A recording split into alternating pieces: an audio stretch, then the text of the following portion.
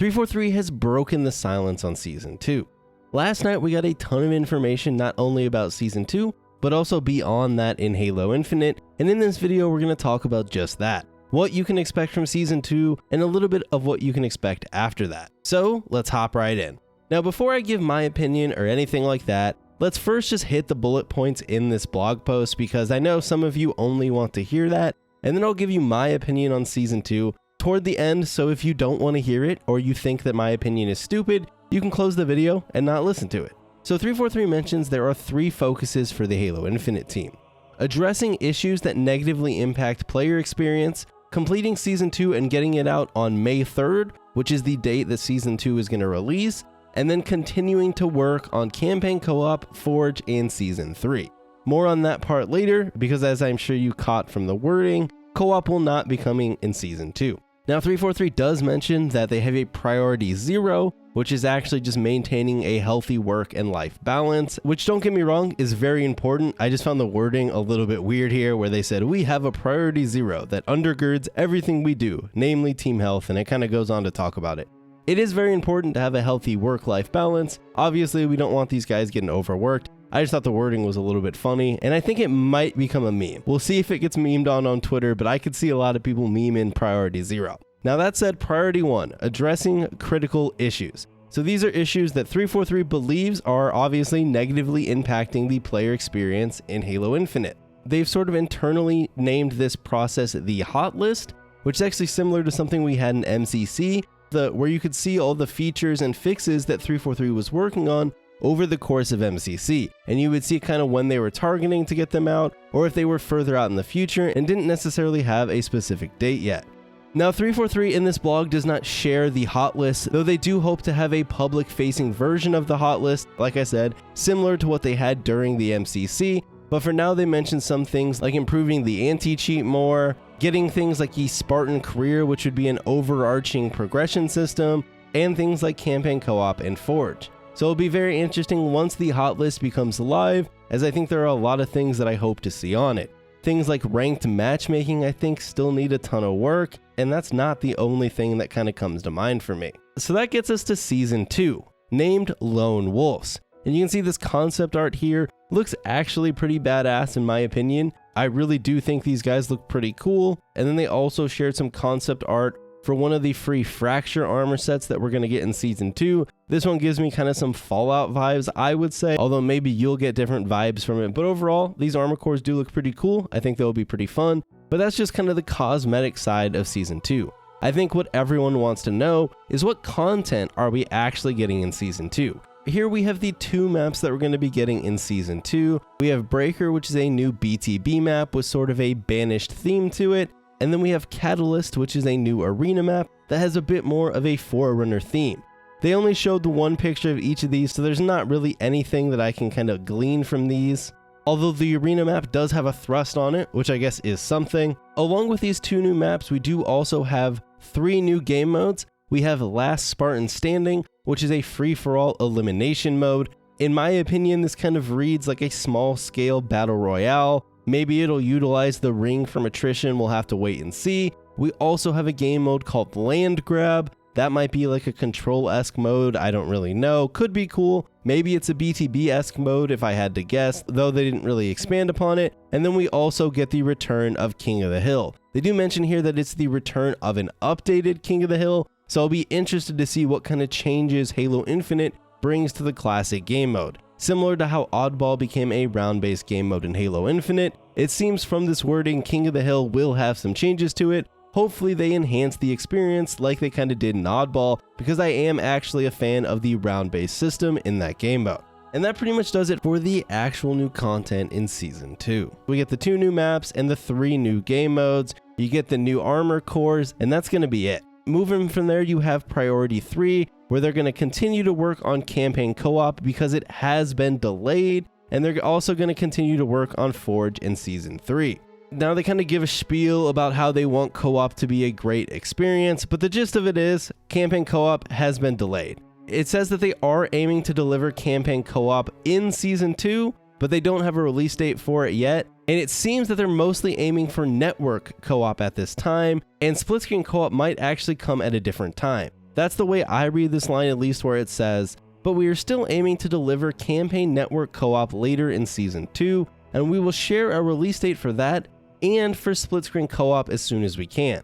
That makes me think they're kind of coming separately, so we'll have to wait and see there. But one thing they did confirm here is that Halo Infinite will have 4-player network co-op and 2-player split screen co-op for the campaign. So that is pretty cool. I did see some people worried we would be going back to 2-player co-op in Halo Infinite, but it will be the full 4-player co-op that we've gotten used to in recent Halo games. So besides that, they say they're making great work on Forge. They have been privately flighting it with a group of community creators. People like Duquesne and Arthur Bloodshot, I know, are two that have kind of publicly said they are a part of this group. And Arthur even tweeted out after this saying they're hoping to have public testing this year, but 343 does say they have the goal of shipping Forge in Season 3.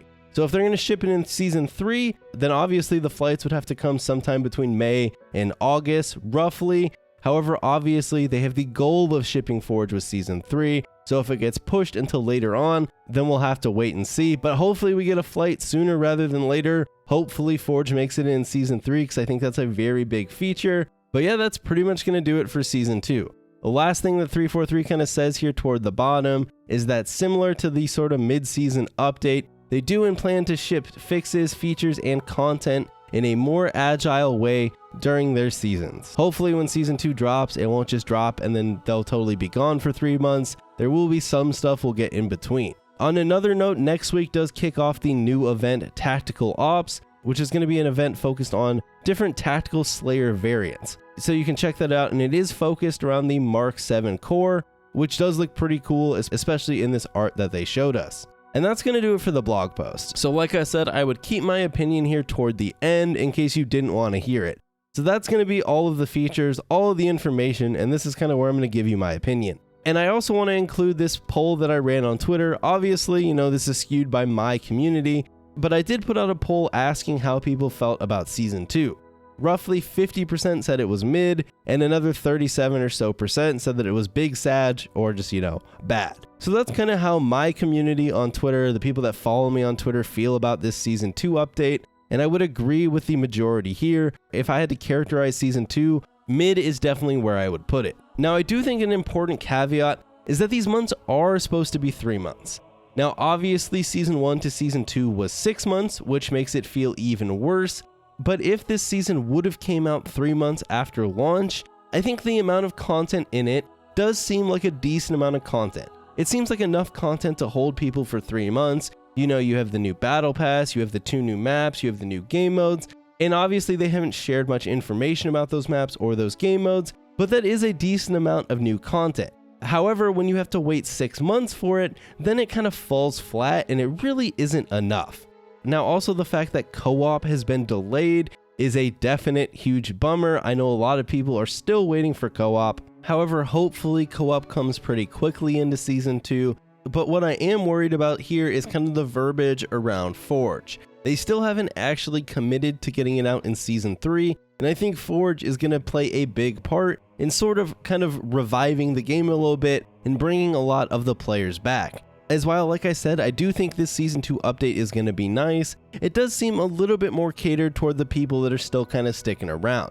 A couple new maps, some new game modes, but nothing that's really going to go out there and attract a whole bunch of new players. That is what something like Forge could do, or a brand new large-scale game mode. Now, obviously, they didn't expand on what their game modes are, but they seem more along the lines of regular arena or regular BTB game modes. And again, while those are definitely really cool for the people still playing, or the people that have gotten a little bit bored, I don't think that's going to do a fantastic job of attracting a lot of people back into the game. I do think while Season 2 is definitely going to kind of give the players and the Halo fans that are still around something to enjoy for the 3 months or so that it comes out, it's not going to be the full revival of Halo Infinite that I'm sure some people want it to be, but it will keep us going. And hopefully future seasons, Season 3, Season 4, can kind of build upon what we get here in Season 2, and eventually we get to the point where Halo should be.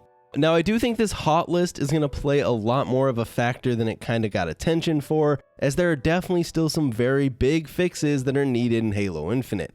I mentioned the rank system earlier, but desync is still a really big problem, and there's a ton of other issues in the game, so I want to see 343 publish this list as soon as possible, so we can see kind of what's on their radar and what they're actually working on, as right now we really don't know. Do they have any intentions to fix the ranking system? Are they trying to do more with desync? Things like that are what I would like to read about more and kind of know what's coming on the horizon. Overall, I don't think Season 2 is bad, but I also don't think it's absolutely amazing, though obviously you can't complain too much because at least we're getting some new content, I guess. But we'll have to kind of wait and see what happens, guys. Let me know in the comments below what you think of Season 2, but like I said, I think most likely this is just going to be a decent season, and the game's still going to need some more work to kind of get back to where we would want it to be in future seasons. One important thing is that this season needs to set the trend of seasons only being 3 months long. If Season 3 ends up getting delayed out past 3 months, or Season 2 ends up not coming out in May, that will be catastrophic. I don't think there's enough here in Season 2 to last longer than 3 months, so hopefully, like their Priority 3 said, Season 3 is being worked on actively and will hit their development cycle for these seasons. That's going to do it though for the video, guys. I hope you enjoyed it. Not necessarily the roadmap and season update I wanted to see, but there is some interesting parts to it. As always, if you enjoyed the video, you know what to do. Follow me over on Twitch. I stream Tuesdays, Thursdays, and Saturdays. You can also follow me over on Twitter and Instagram. And with that said, I will see you all next time.